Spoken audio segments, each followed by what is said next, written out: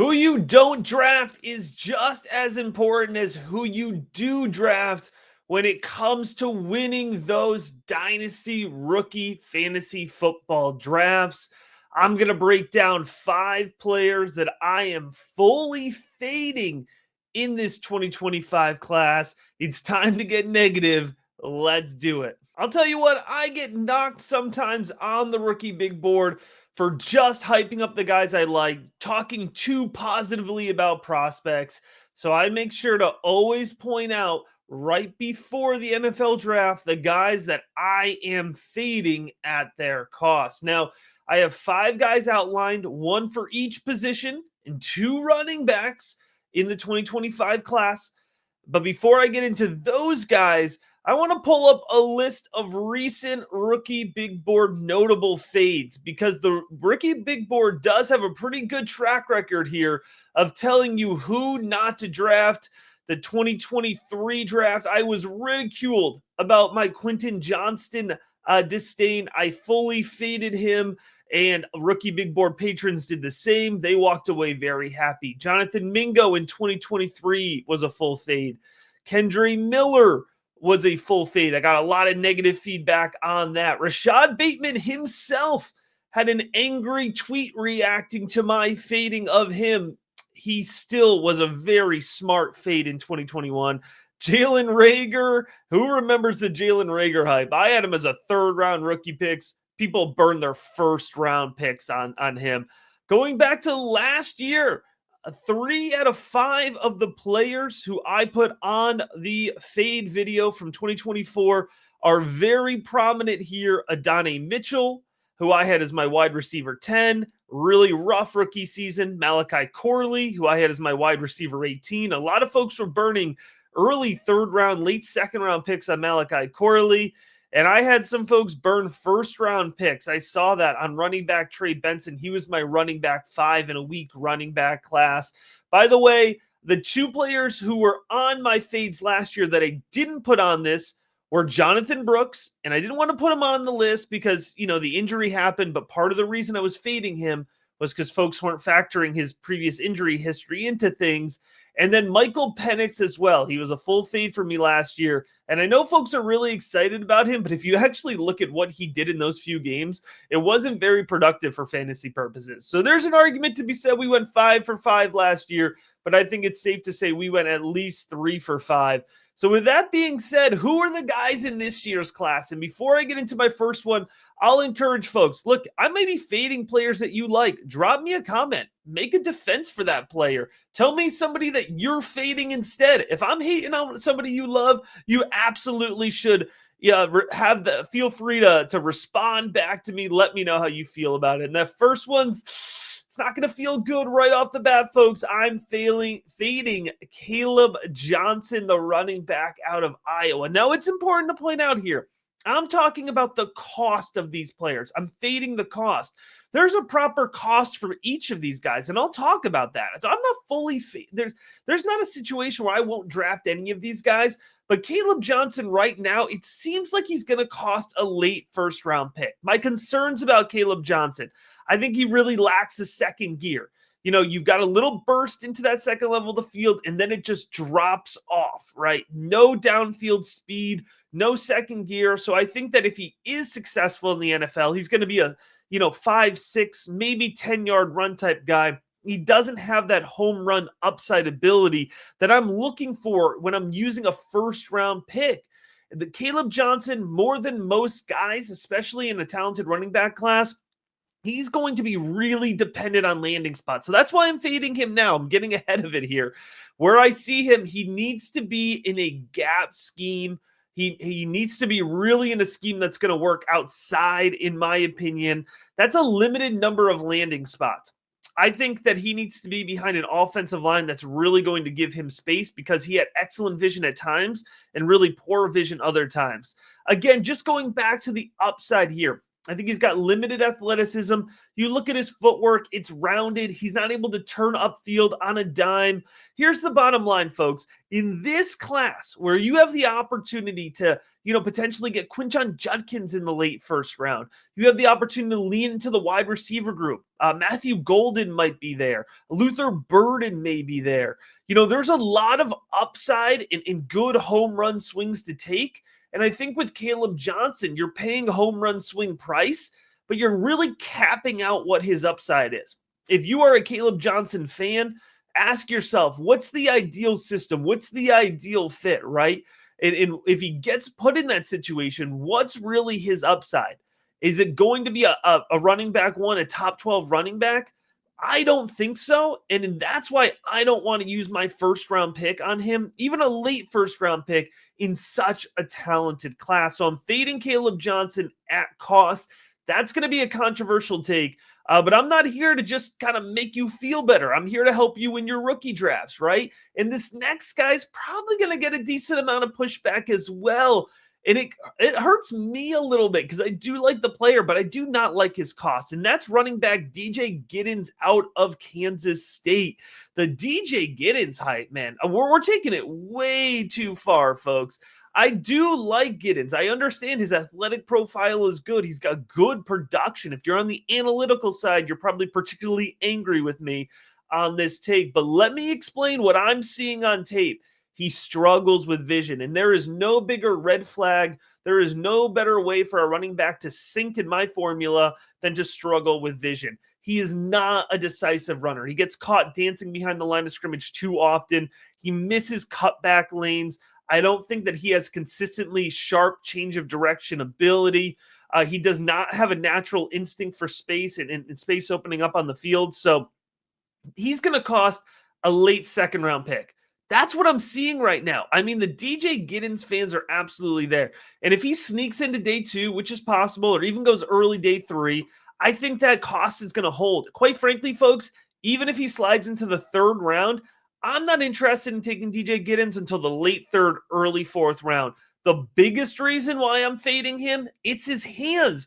Nobody's talking about this, but when I'm watching DJ Giddens tape, I see him drop a lot of passes.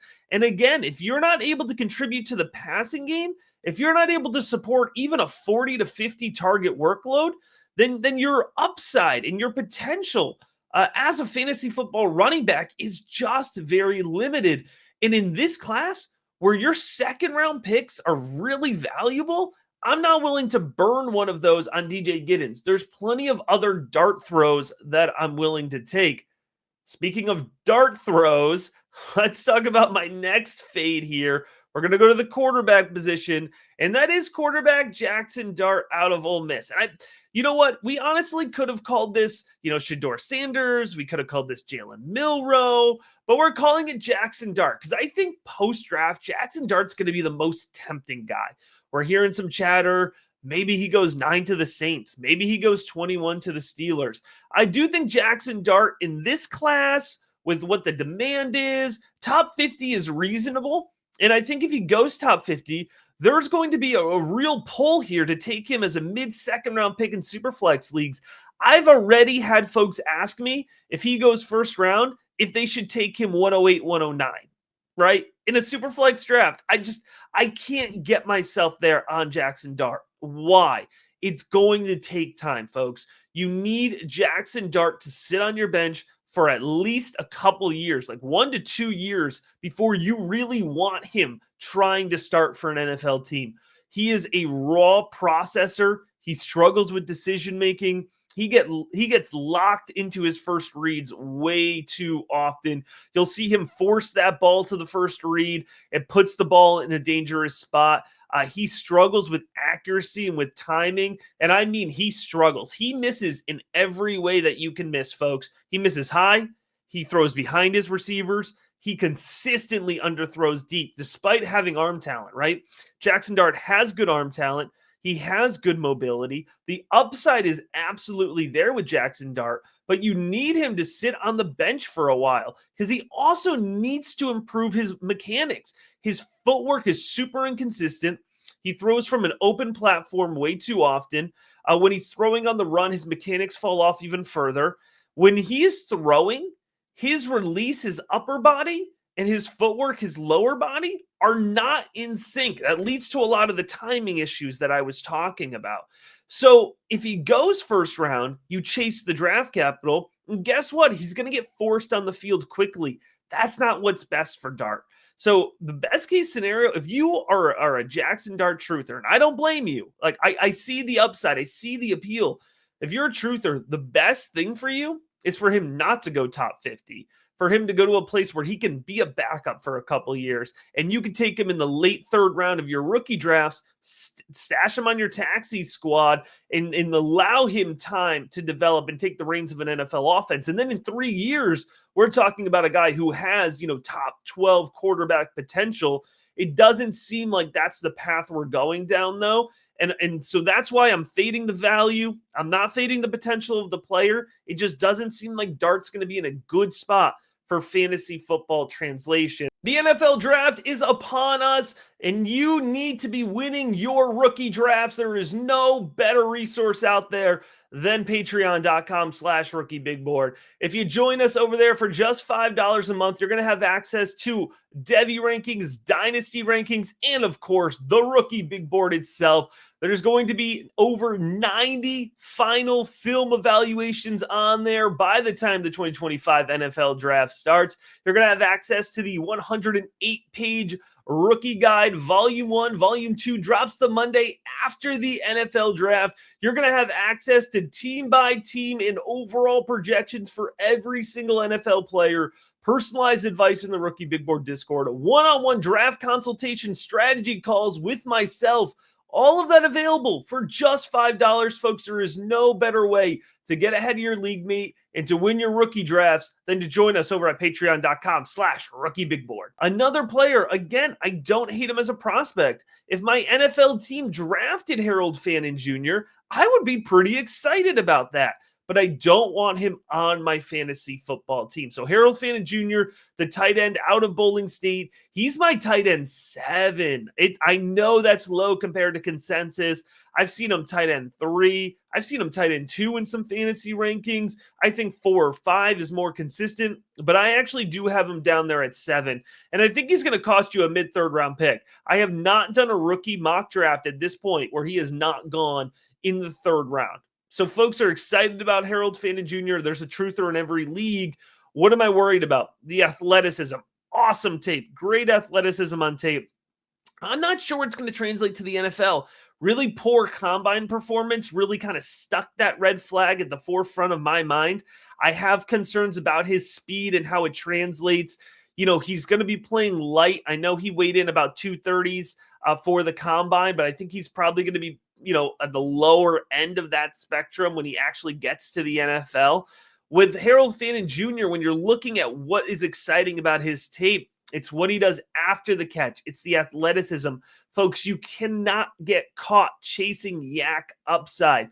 I talked about off the top, right, when I was fading Malachi Corley. I faded Kadarius Toney. I faded Rondale Moore. That's a big rookie big board rule. You do not chase manufactured production, and you do not chase players that are going to need to win after the catch, because that does not translate for fantasy purposes. We've proven that year in and year out. And usually when I'm making this point, I'm talking about a wide receiver, but I think we actually need to make this point talking about a tight end this year. It sounds so simple, but I say it all the time.